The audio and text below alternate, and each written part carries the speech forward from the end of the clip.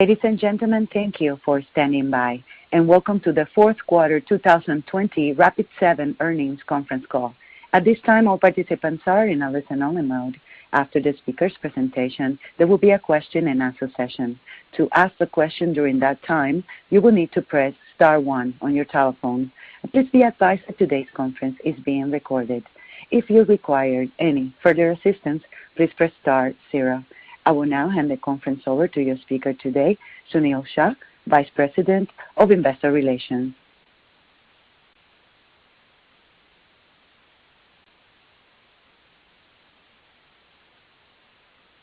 Thank you, operator, and good afternoon, everyone. We appreciate you joining us today to discuss Rapid7's fourth quarter and full year 2020 financial and operating results, in addition to our financial outlook for the first quarter and full fiscal year 2021. With me on the call today are Corey Thomas, our CEO, and Jeff Kalowski, our CFO. We've distributed our earnings press release over the wire, and it is now posted on our website at investors.rapid7.com, along with the updated company presentation and financial metrics file. This call is being broadcast live via webcast, and following the call, an audio replay will be available at investors.rapid7.com until February 16, 2021. During this call, we may make statements related to our business that are forward-looking under federal securities laws. These statements are made pursuant to the safe harbor provisions of the Private Securities Litigation Reform Act of 1995 and include statements related to the company's positioning, our future goals and financial guidance for the first quarter and full year 2021, the assumptions underlying such goals and guidance, including the anticipated impact of COVID-19 on our financial guidance, business, financial condition, results of operations, and renewals, and our assumptions on the pace of economic recovery in the global economy on our future results of operations and product strategy. These forward-looking statements are based on our current expectations and beliefs and on information currently available to us. Actual outcomes and results may differ materially from the expectations contained in these statements due to a number of risks and uncertainties, including those contained in our most recent quarterly report on Form 10-Q and in the subsequent reports that we filed with the SEC. The information provided on this conference call should be considered in light of such risks. Actual results and the timing of certain events may differ materially from the results or timing predicted or implied by such forward-looking statements, and reported results should not be considered as an indication of future performance. Rapid7 does not assume any obligation to update the information presented on this conference call, except to the extent required by applicable law. Our commentary today will primarily be in non-GAAP terms, and reconciliations between our historical GAAP and non-GAAP results and guidance can be found in today's earnings press release. At times, in our prepared remarks or in response to your questions, we may offer incremental metrics to provide greater insight into the dynamics of our business or our quarterly results. Please be advised that this additional detail may be one-time in nature, and we may or may not provide an update in the future on these metrics. With that, I'd like to turn the call over to our CEO, Corey Thomas. Corey? Thank you, Sunil, and good afternoon, everyone. Thank you all for joining us today for our fourth quarter and full year 2020 earnings call. I am pleased to report the Rapid7 team delivered a strong finish to 2020 that exceeded our expectations across both security transformation solutions and vulnerability management. Full year ARR growth of 28% to $433 million demonstrates our ability to capture the large and growing opportunity as organizations transform their security operations for the cloud. Rapid7 remains steadfast in our effort to help customers advance securely into the cloud. To further this goal, we began 2021 by expanding and strengthening our cloud security offering with the recently announced acquisition of Alseed, which I will touch on in a moment. Looking back on 2020, I am proud of our team's resilience and commitment to serving our customers amidst a challenging year for many. I will begin today by sharing some insight on recent customer engagements that provide clarity and confidence into Rapid7's long-term position and prospects. I will then touch briefly on our innovation focus and enduring goals before turning it to Jeff to detail our financial results and guidance. Over the last 10 months, we have seen organizations respond to unprecedented global disruption by accelerating digital transformation to cope with a more distributed, cloud-centric world. Enterprises and mid-market businesses alike are overhauling their systems, to build new cloud-native applications to digitally engage with customers, employees, and partners. These investments are happening across industry lines in retail, manufacturing, education, and healthcare, to name a few. But in the midst of this massive increase in digital investment, recent events in the cybersecurity landscape are a sobering reminder that digital risk has never been greater. These events put security squarely back in focus for boards and management teams, solidifying security as a critical component of ongoing transformation investments. Even prior to these events, we saw an escalated security focus amongst our customers and prospects throughout 2020 as security was reprioritized alongside digital initiatives. During the fourth quarter, we saw strong demand for our Insight platform products as customers looked beyond investing to work from home enablement to an enduring set of initiatives tied to securing cloud and digital investments. One initiative is that customers expand their technology footprint. They are engaging with Rapid7 to upgrade their SOC with modern detection response to better monitor expanding threat vectors. This was the case for an existing Fortune 500 retail customer who was actively transforming their customer experience.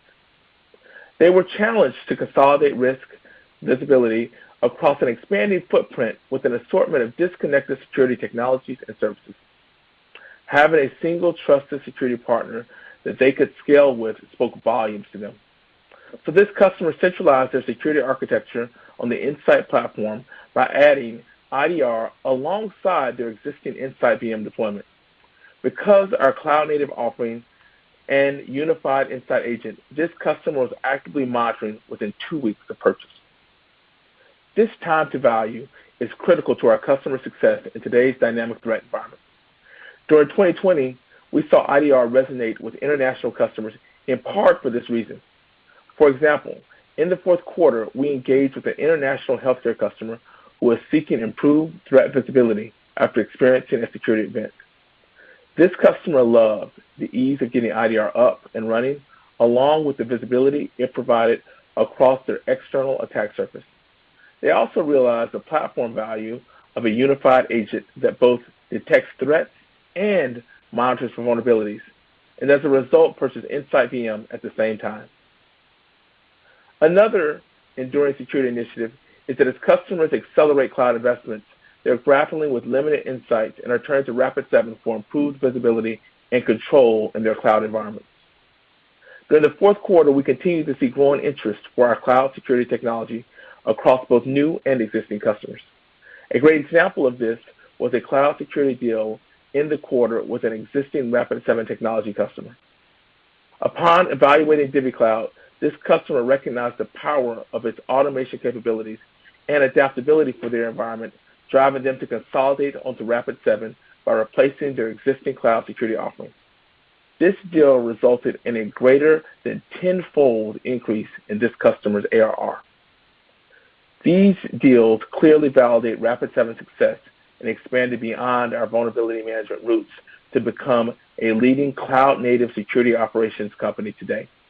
They demonstrate the increasingly strategic nature of Rapid7's best-in-suite approach to solving the full scope of our customer security operations challenges, from VM to detection response to cloud security and automation.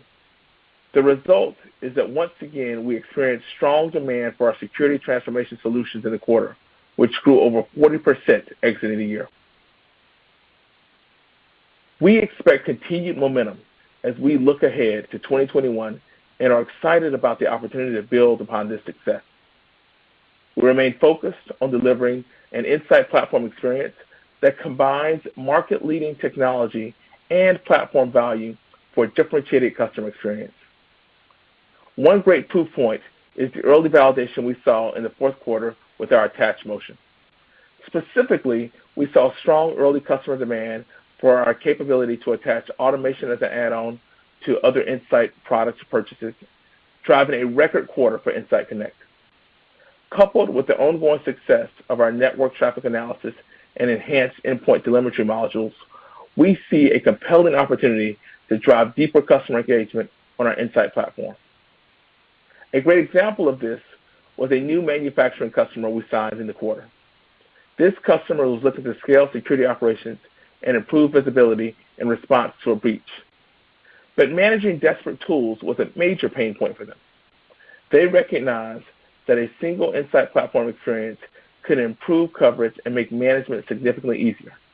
They purchased Insight VM to remediate risk, Insight IDR with NTA to detect and respond to threats, and Insight Connect for automation across the platform. We remain early in our platform journey, but see tremendous opportunity ahead, and will continue to evolve our bundling and packaging opportunities throughout 2021. We expect this will support durable growth in our ARR per customer, which ended the year at $44,500, growth of 18% over the prior year. Turning now to innovation, starting with the cloud. As companies migrate to the cloud, the influence of DevOps is critical to the process. Rapid7 is focused on delivering cloud security that sits at the intersection of Dev and SecOps. So I'm excited to share more about our recently announced acquisition of Alseed. As developers rapidly adopt Kubernetes for freedom and flexibility in cloud-native development, security must keep pace.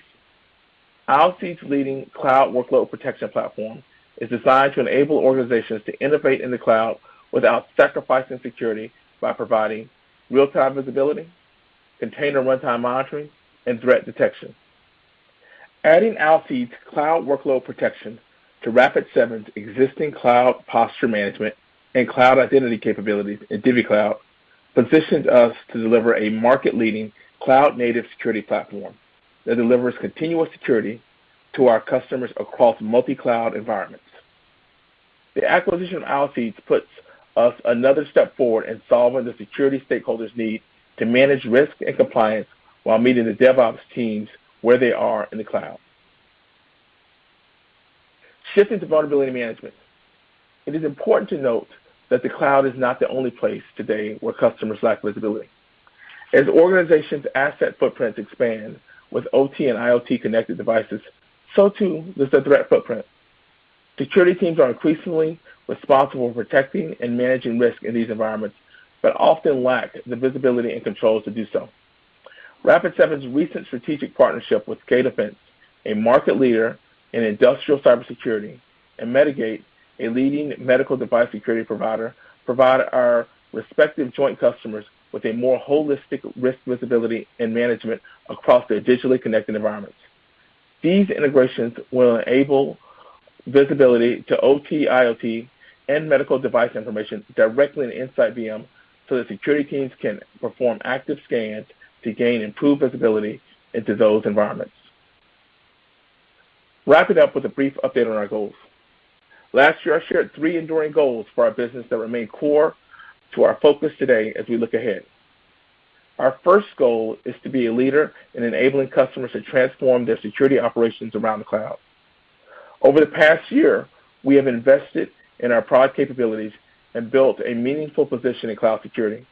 We recognize that customer challenges in the cloud are multifaceted, and during 2021, we will continue to innovate as our customers leverage our security transformation solutions to secure their digital experience.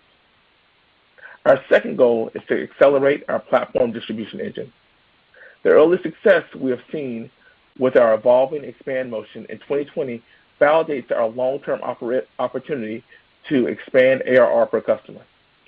Over the coming year, we will continue to focus on lowering the barriers for our customers to more easily adopt a broader set of our best-in-class Insight platform products and solutions. Finally, our third goal is to drive long-term operating leverage while investing for growth. We're proud to have demonstrated strong execution and operational discipline this past year by maintaining profitability while absorbing our largest ever acquisition and navigating a volatile macro environment. Moreover, we have done so while continuing to invest aggressively behind a large and compelling market opportunity, which positions us to continue driving durable growth as we focus on scaling free cash flow over the long term. In closing, I'm excited about the opportunity that lies ahead and would like to thank our entire Rapid7 team for their ongoing efforts to make the best in security operations accessible to all. Before I turn the call over to our CFO, Jeff, I would like to take a moment to invite all of you to our upcoming virtual Investor Day to be held on the afternoon of March 10th, 2021. If you have not yet received an invite, please reach out to our IR team. We hope you can attend. Thank you all. Jeff?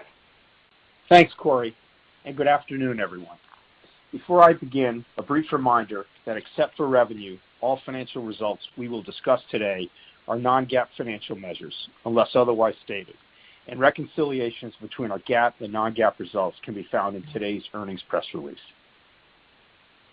We're pleased to report solid execution as Rapid7 delivered a strong finish to the fourth quarter and full year 2020. Total ending ARR of $432.9 million grew 28% over the prior year as customers turned to Rapid7 to help solve their security transformation and vulnerability management challenges. The strong reaction we see across our business fuels our confidence in continuing to invest for durable growth and margin expansion ahead. Full year revenue of $411.5 million exceeded the high end of our guidance, growing 26% over the prior year. We experienced strong demand for our Insight platform products during the year, resulting in better than expected products revenue growth of 29% over the prior year to $382.9 million. As Corey shared earlier, we see the early stages of an enduring wave for organizations to secure their growing cloud and digital investments. This is reflected in the success of our security transformation solutions, which once again grew over 40%, led by strong demand for our detection and response, cloud, and automation offerings. Rapid7 is well positioned to help customers advance securely into the cloud with our Insight platform, and we're investing to capture this high-growth market opportunity. This is evident in our operating results as we reinvested top-line overperformance back into the business while still delivering operating profit at the top end of our guidance range of $2 million for the full year. Our success in 2020 was once again driven by balanced contribution of business from both new and existing customers throughout the year, with our security transformation solutions representing over 50% of new ARR for the full year. We saw continued healthy growth in our customer base as we ended the year serving over 9,700 customers globally, a year-over-year increase of 8%. We also experienced great success expanding relationships with existing customers throughout the year as they leverage more of our VM and security transformation products to secure their growing digital footprint. As a result, we ended 2020 with ARR per customer of approximately $44,500, growth of 18% over the prior year. Turning to fourth quarter results. Fourth quarter total revenue of $113.2 million was above the high end of our guidance and grew 23% year over year, while products revenue grew 26% year over year to $104.4 million. Looking at the business geographically, North America revenue grew by 23% year over year and comprised 83% of total revenue for the fourth quarter, while rest of world grew by 26%, representing 17% of total revenue. Total gross margin for the fourth quarter was 73%, down slightly from the prior quarter and down from 75% a year ago, driven by a growing mix of our cloud-based offerings. Sales and marketing expenses grew 22% year over year, reflecting continued investment in growth, and improved to 44% of revenue in the quarter compared to 45% in the year-ago period. R&D expenses grew 34% over the prior year and represented 20% of revenue, up slightly from 19% in Q4 2019 as we continue to invest in innovation. G&A expenses grew 12% and improved to 9% of revenue compared to 10% a year ago. Fourth quarter operating loss of $0.7 million was slightly better than the high end of our guidance range of $0.8 million, reflecting strong execution coupled with our focus on reinvesting top-line outperformance to support durable growth and profit expansion ahead. Adjusted EBITDA for the fourth quarter was approximately $3 million, and net income per share was a loss of 7 cents. Moving to our balance sheet and cash flows. We ended Q4 with cash equivalents, and investments of $322.6 million compared to $331.4 million at the end of Q3 2020.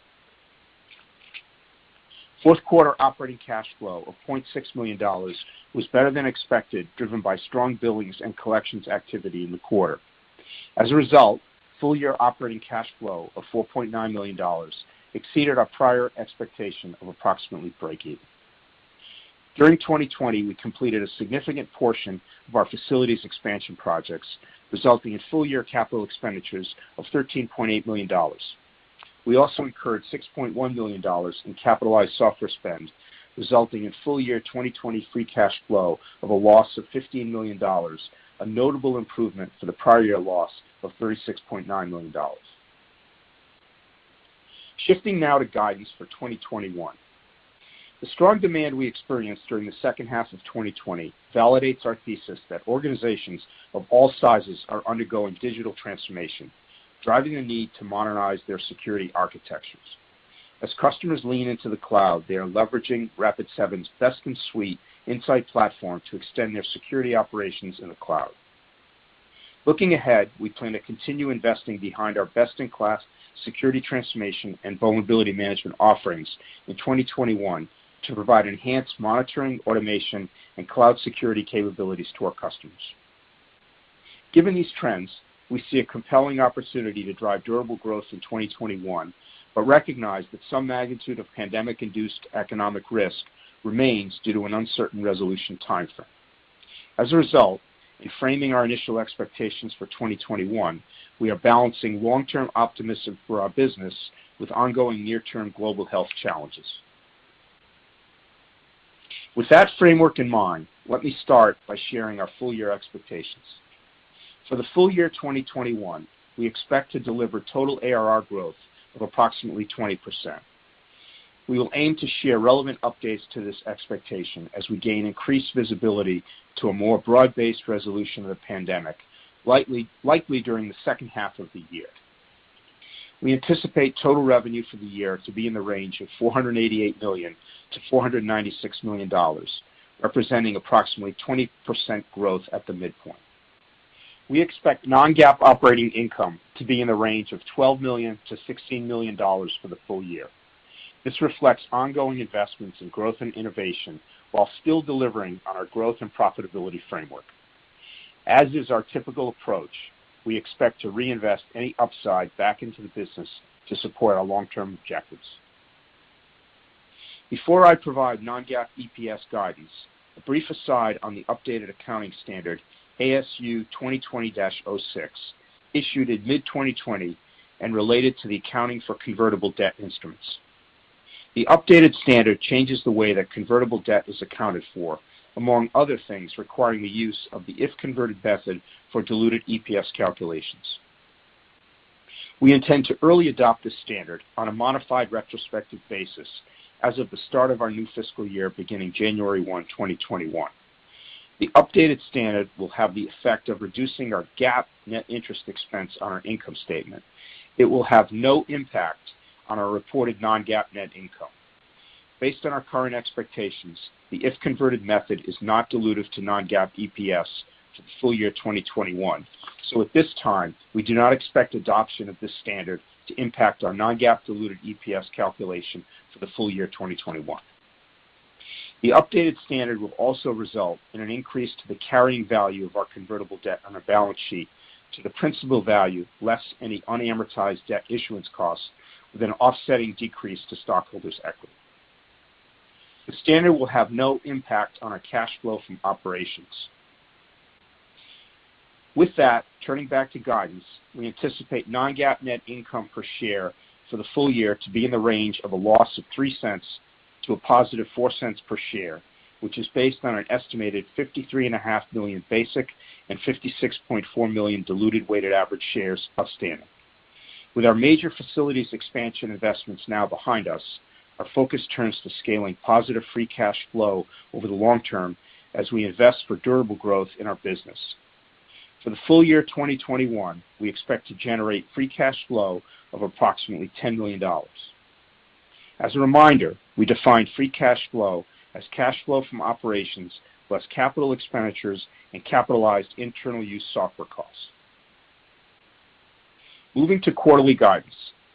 For the first quarter of 2021, we anticipate total revenue to be in the range of $113.2 million to $114.8 million, growth of 20 to 22%. We anticipate non-GAAP operating income for the first quarter to be in the range of a loss of $0.7 million to positive $0.3 million, and non-GAAP net income per share to be in the range of a loss of 8 cents to a loss of 6 cents, which is based on an anticipated 52.5 million basic weighted average shares outstanding. Note that our first quarter and full year 2021 guidance includes the anticipated impact of the Alseed acquisition, which, as we shared, is not expected to have a material impact to our financials. In conclusion, as we enter 2021, we remain excited about our opportunity to drive durable growth while scaling profitability and cash flow over the long term as we work to make the best in security operations accessible to all. With that, we appreciate your time and support, and will now open the call for any questions. Operator? Thank you. Ladies and gentlemen, if you have a question at this time, just press star then 1 on your telephone keypad. To withdraw your question, simply press the pound or hash key. Please stand by while we compile the Q&A roster. Our first question comes from Saket Kalia with Barclays. Your question, please. Hey, guys. Thanks for taking my questions here. How are you? Doing well. Good to chat with you. Yeah, same here. Hey, Corey, maybe first for you. You touched on this a little bit in the prepared remarks, but can you just talk about what customers that you speak with are saying post-SolarWinds breach on the importance of vulnerability management? And maybe relatedly, talk about how this impacts other parts of Rapid7's portfolio, like SIEM and application security. No, it's a great question. And so we've been spending a lot of time, as you can imagine, trying to understand how our customers see the world post the breaches that happened at the end of last year. I think there's a couple key observations. The first and probably the most important is that security is back in the forefront of boards and management teams' minds, which I actually think bodes well for sort of long-term demand and long-term focus. The second thing, as you can imagine, directly to your question around vulnerability management, is that most of the people that we're talking to see vulnerability management and the visibility around it as strategic. The thing that they're also very aware of, though, is that it's not just identifying and having the visibility into the vulnerabilities. You also have to remediate them. That's a long-term task. And so they're focused on that, and they're looking at how they do that. In relation to the other part of your question, what we're seeing very, very clearly is just as people see visibility and vulnerability management as strategic, they're seeing detection and response as a hot, urgent need right now. Because the question is, do I actually have attackers in my environment right now? And so what we see is an acceleration and a sense of urgency around detection and response. So when you think about our broader portfolio, is digital transformation is clearly driving both cloud and, frankly, all of SecOps. The recent attacks is driving high urgency, especially in the time period that we're in now, around do I have attackers in my environment and detection and response.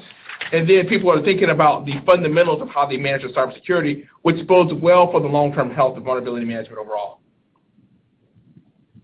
Got it. That's helpful.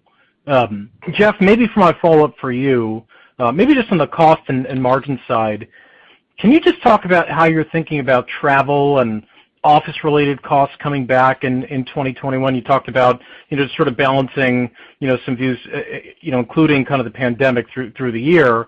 And maybe as part of that, just broadly remind us how you think about that growth and margin formula long term. Does that all make sense? Sure. It's a good question. So, look, in the first half, we're not expecting any significant increase in our travel. It's very much a wait-and-see attitude, just to see, how the pandemic plays out.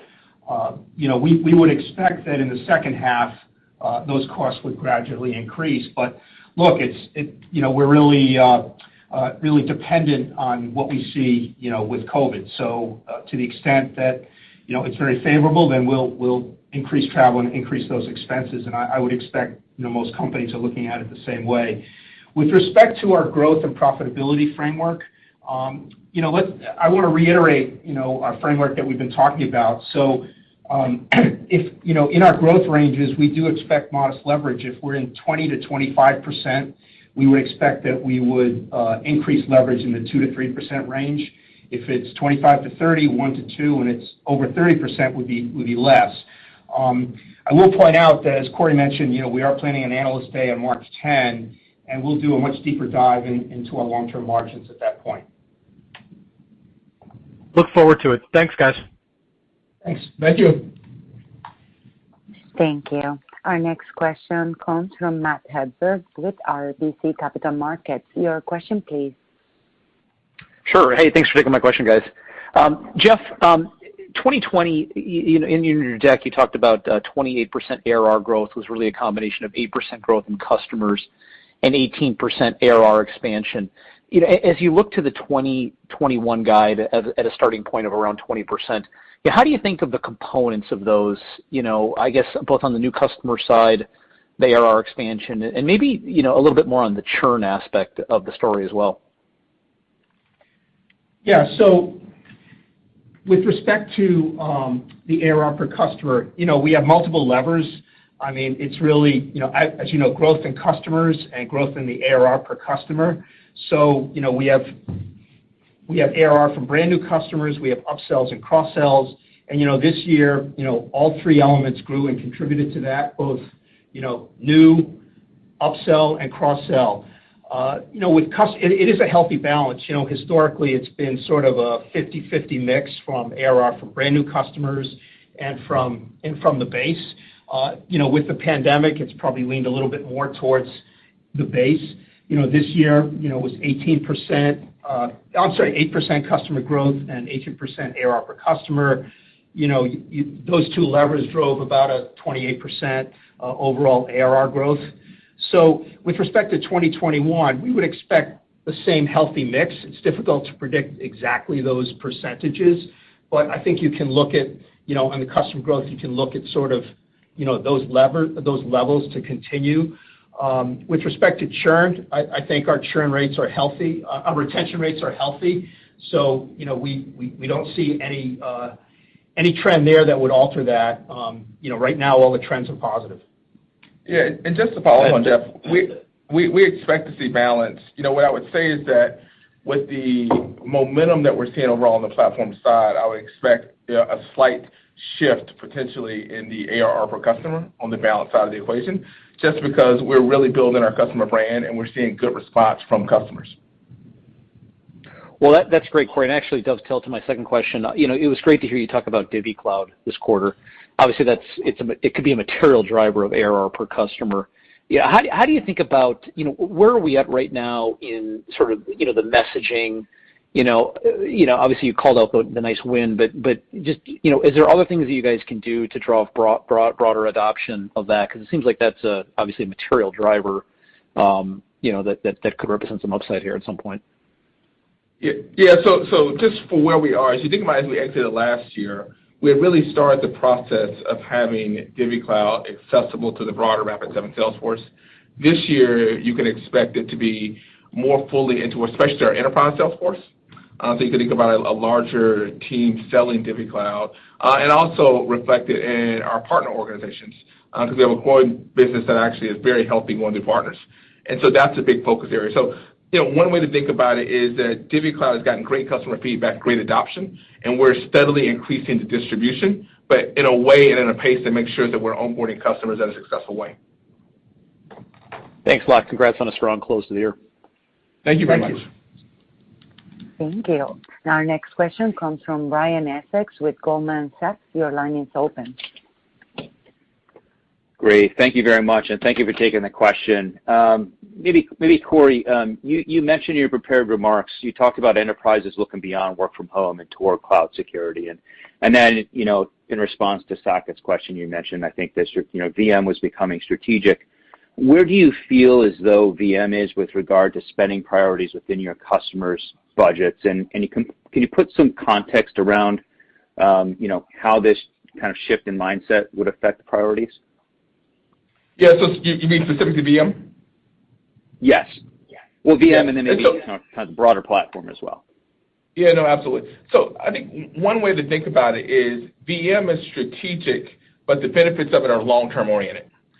And so what you're seeing is that people planning around VM, you see some uptake, but it doesn't have the same urgency as we actually see in areas like detection and response and cloud, and even some of the automation stuff where we saw higher degrees of urgency as people were building out their SOCs. That said, we expect continued healthy growth in the vulnerability management business. We're continuing to see growth and expansion in vulnerability management, but in general, it does not have the same level of urgency as some other parts of our security operations solutions. Understood. That's helpful. Maybe to follow up, you also referenced a new manufacturing customer looking to scale their security operations, and the management of disparate tools is a pain point for them. Could you provide a little bit more detail around what they were using and what the opportunity was that you addressed and who you might have displaced there? Yeah, so we don't typically comment on competitors. It's just not our style. But I would say what they were trying to really do was to think about how they upscale their entire security operations infrastructure. And what we're finding more broadly is more and more of both our customers and even new customers, which is a little bit of a surprise to me, are starting to think more holistically about how they build out a more robust security program and practice. Got it. And maybe was this win because you had a broader platform, or was it the quality of the technology? How would you kind of frame that? All of the above. I mean, first and foremost, we believe deeply that the only way for us to win is to actually be best in class in what we do. So we have a strategy of best in class technologies and solutions on a common platform that provides accessibility and ease of use. And we find that that's the winning solution. If you give customers a best in class technology that's one of the top two in its field, and you actually say you have it on a common platform that focuses on your productivity and ease of use, that's a consistent winner, and we're seeing that message resonate more and more. Super helpful. Thank you so much, and congrats on the results. Thank you. Our next question comes from Jonathan Ho with William Blair. Your question, please. Hi, good afternoon. I just wanted to maybe start out with what you're seeing in the DevOps environment, and also particularly around cloud container. What can, I guess, the Alcide acquisition add to your portfolio, and how quickly is that market growing now? Like, have you seen some sort of inflection or some sort of increased investment over the past year? Thanks. It's a great question because cloud is moving fast, as you can well imagine. And so if you think about our platform, we're focused on holistic cloud security. We want to be hands down. The same thing that we do for security operations about helping people have visibility, helping people analyze their risk infrastructure, and helping people automate the containment and the security of their infrastructure is our goal for the cloud environment. Now, cloud has a slightly higher focus on both automation, because that fits more with the DevOps approach to doing things, and frankly, a slightly higher approach to protection, because that's more consistent with what you actually need in a cloud environment. And so that's our focus as we actually think about the evolution. The big change in the last year, and you think about why Alcide was so relevant, is we have seen a shift in containers where you see a bigger pickup around and momentum around Kubernetes specifically. And so we believe that general container security is absolutely essential and important, but we are seeing lots of people, as they really think about scaling into the cloud and frankly scaling their cloud and container investments, take a Kubernetes-centric approach, and we're seeing that both in our customers and in the broader overall market. As far as what Alcide specifically does, it actually gives us a couple different capabilities. One, it gives us both enhanced visibility. You can think about that aligning tightly around our overall cloud security posture management, but think about doing that for Kubernetes. But it also provides both great analytics capabilities and protection capabilities that really helps us think about how do we secure the Kubernetes environments in the cloud. Got it. And then you talked about making it easier for customers to buy multiple products. What are some of the initiatives that you're targeting that can maybe reduce some of the friction and allow you to recognize that opportunity? Thank you. Yeah, it's a great question. So it's a big area of focus for us. So there's a couple of different ways that we're actually approaching sort of reducing friction overall. The first thing is, as you can imagine, just making the packaging and pricing simpler, about how do you actually remove any barrier that you can for pricing and packaging And you saw some of my commentary and some of the prepared remarks about how some of those approaches, even though they're early, are paying early dividends. And so we're quite optimistic about going along that path. But the second aspect, which is frankly more important, is how do we actually instantiate that in product offerings. And so we're really making heavy investments in the platform team that allows people to actually pivot from one solution to another solution in context of what they're doing, and then be able to select the ability to be able to build for that appropriately over time. That is an investment not just in the technology itself, but also in the infrastructure that supports the dynamic usage and the building of that over time. Those are two things that we're really focused on heavily that allows our customers to get the value that they need when they need it without having to make lots of decisions up front about what solutions they're going to face in the future.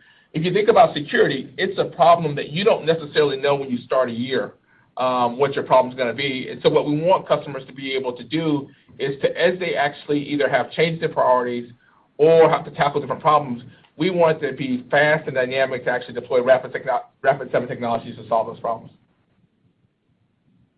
Great, thank you. Thank you. Our next question comes from Adam Tindall with Raymond James. Your question, please. Okay, thanks. Good afternoon. I just wanted to ask, I think you mentioned that security transformation solutions were 50% of new ARR. I'm wondering if you could help us with what percent of total ARR they are at this point. And secondly, if you could touch on the profitability metrics for that portion of the business. I'm wondering, are they hitting S-curves and driving the profitability that's implied in 2021 because you're going to add a similar amount of new ARR next year, but much healthier profitability profile. So wondering if they're hitting some S-curves on profitability. Yeah, so I'll take the initial one. I may tag team with Jeff about sort of like the total. So, one way to think about security transformation solutions is that we see it as providing durable growth. And so, our expectations internally is that it's going to provide, our focus is sustained growth of over 40%. We saw that last year. Our hope and our expectations to see that continue over the course of this year. And of course, we actually expect the margins to improve on that as it continues to scale. We tend to manage things in a pretty, as you would expect, operationally centric way. We're happy to make investments early on for high dividends in the future, but as things scale, we expect the margins to improve. Now, I know it's a little bit trickier because we have different things at different stages of evolution, but what I would say in general is security transformation solutions has a good growth profile. It's a reasonable share of both new and total ARR, and it actually continues the high growth pile that we actually laid out at over 40% last year and 40% this year, and the margins on that continue to improve as we scale, which, by the way, is reflected in our broader margins continuing to actually scale up over time. And I think your question was what percent of the total ARR is security transformation products. It's over a third and growing rapidly, still over a third, becoming a greater percentage of the mix each quarter. Okay, that's helpful. Maybe just a quick clarification on the back of it. Jeff, you had mentioned just mechanically that in the back half of 2021 that costs are going to increase because T&E comes back, which is understandable. But if I look at the income from operations guidance, it looks second half weighted, or at least Q2, Q3, Q4 based on Q1 guidance. What am I missing there? The costs are coming back, but the EBIT's going to expand. What are the offsets for when costs come back? Well, we have higher revenues, and over the course of the remainder of the year, higher margin that's offsetting the OpEx increase over the course of the year. So Q1 we have some front-loaded marketing expenses, and then we get more profitable as the year progresses. That's pretty much consistent with prior years. Got it. That's helpful. Congrats on 2020. Thank you.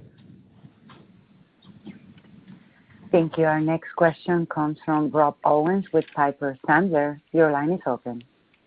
Great. Thanks for taking my question. Corey, you mentioned, I think in the Q&A around strategic prioritization of VM and how it's taken a backseat historically. But when you do see opportunities on that side of the business, is this a function of the formalization of VM programs, replacement opportunities, expansions of existing, kind of all of the above? Maybe you can walk us through where you're seeing traction on that front. I'd say it's a great question, Rob. I think it's been pretty consistent. So We still see the maturing of the international market, so we still see opportunities there. And that's also true, I would argue, of the mid-market where we see maturing. When you think about the larger enterprises, I would think about that as upgrading the program and the capabilities by and large.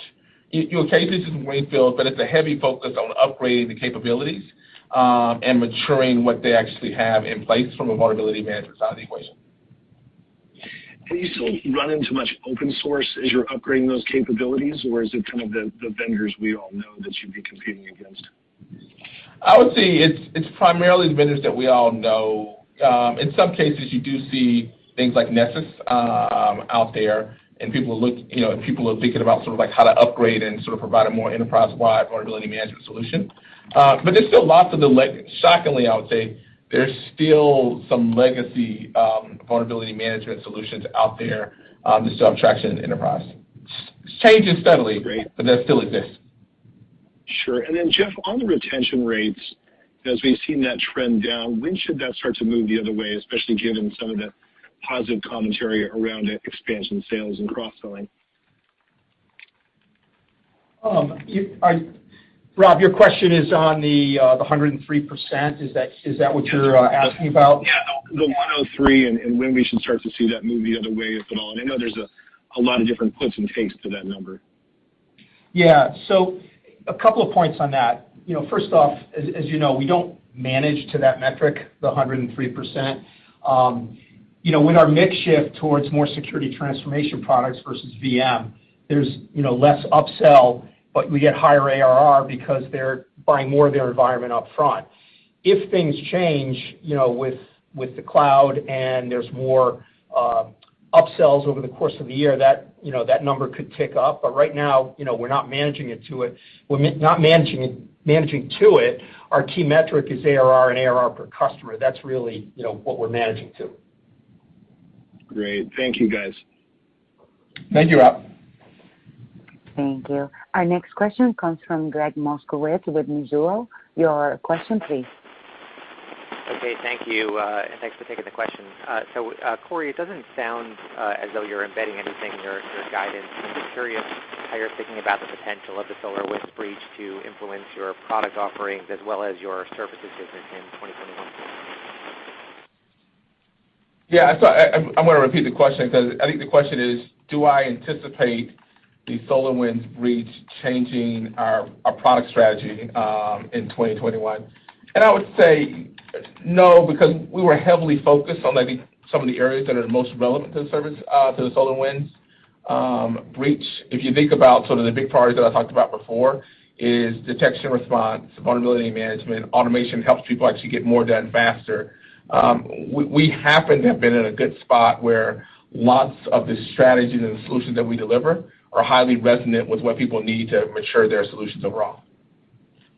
Okay, thanks, Corey. And then just as a follow-up, so you've announced 2 cloud security acquisitions over the past 9 months, covering CSPM and workload protection.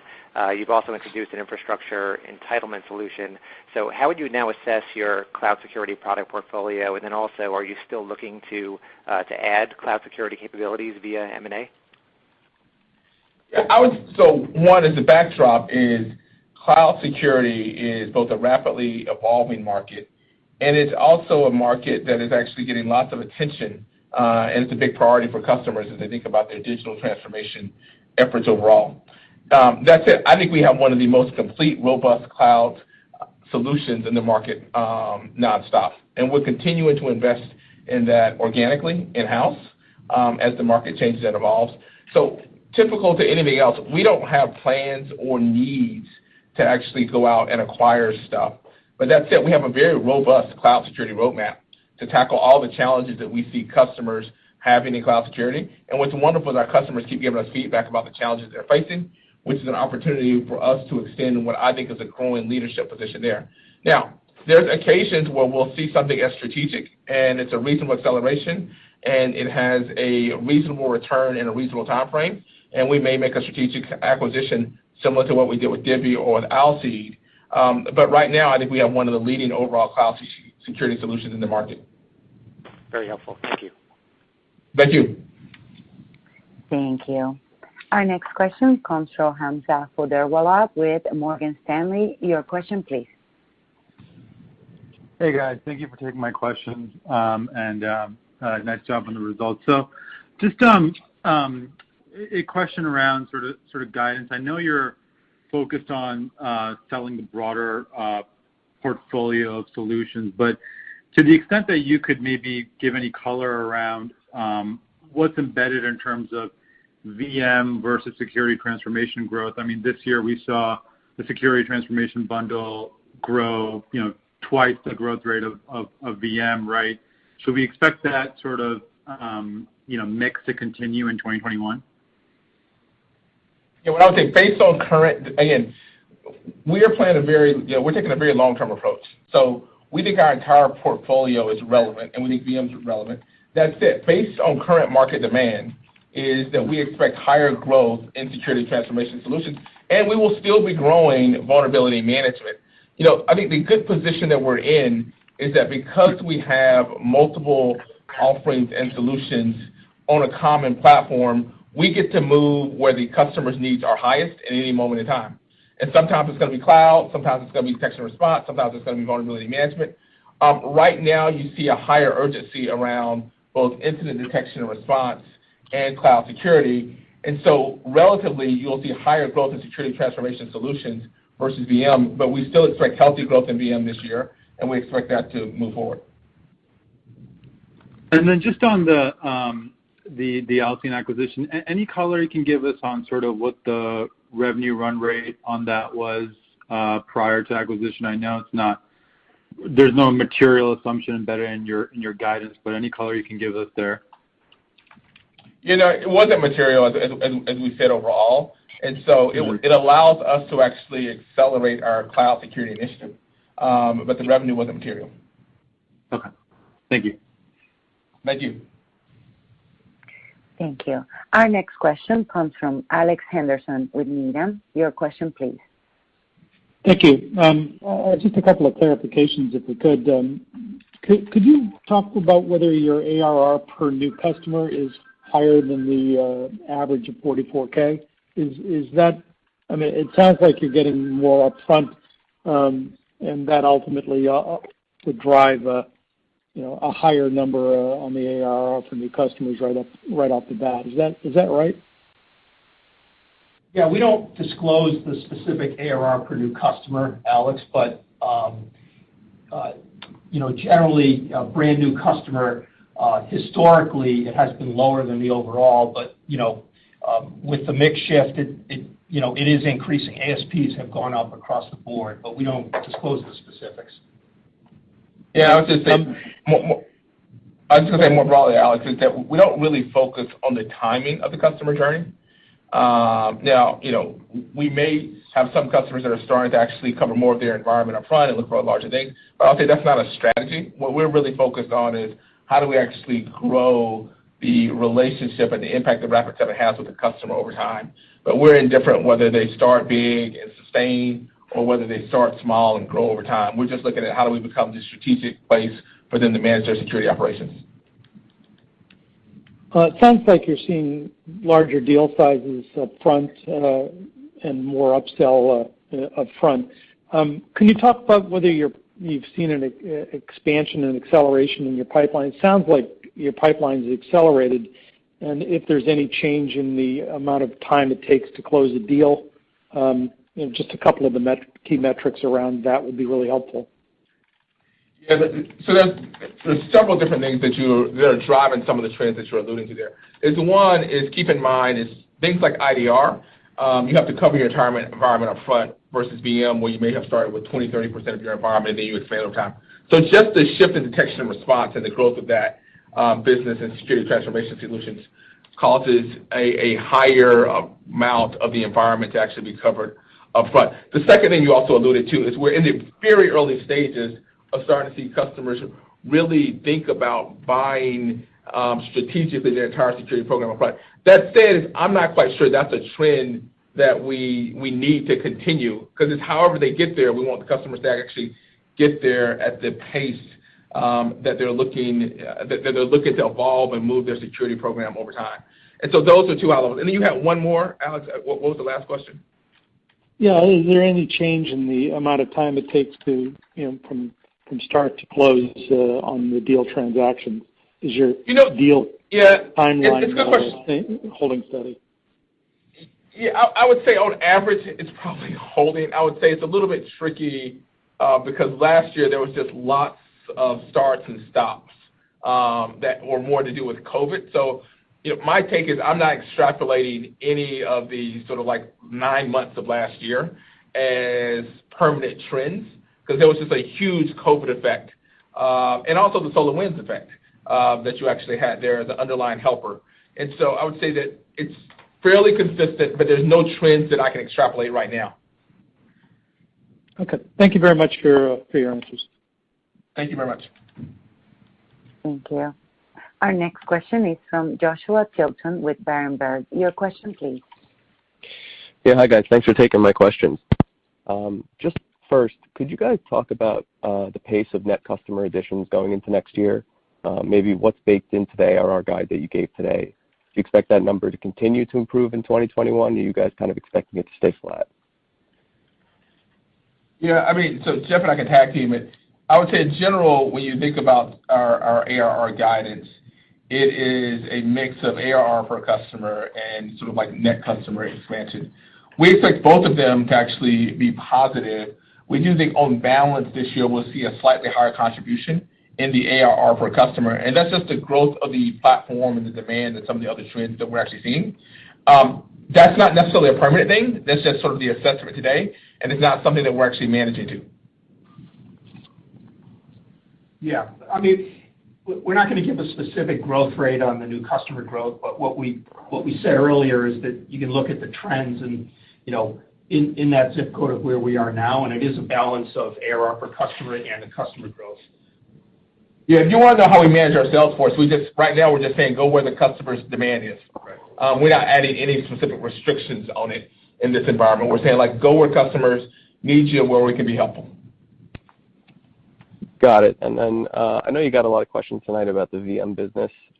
Just maybe one more from me. Is there any way you could just kind of ballpark what you expect that business to grow in 21? And then maybe how does that compare to what you guys are seeing the overall VM market grow at in 21?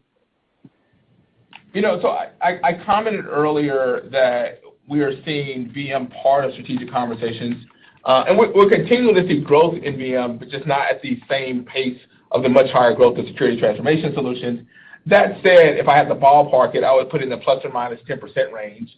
And the way to think about that is last year, we gave some estimates about what we saw, and the overall economy was better, and it performed slightly better than expected.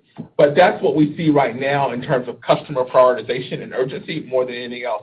Again, our view is that right now customers are looking at VM as a strategic long-term objective. They have higher urgency around some of the efforts around security transformation and specifically detection and response in cloud. But we expect that to continue to be a long-term driver of growth. Thanks, and just if I could sneak one more in. I know it's early for outside, but any expectation for what the uplift in customer ASP would be if they went and bought this product? No, it's too early to comment on that right now. All right, thanks, guys. Thank you very much. Thank you. And I'm not showing any further questions in the queue. I would like to turn the call back to Corey Thomas for his final remarks. Well, I just want to thank all of you for joining us this evening on our earnings call. And I would like to reiterate that we would love to see you on our Investor and Analyst Day, and we look forward to talking to you then. Ladies and gentlemen, thank you for your participation in today's program. You may now disconnect.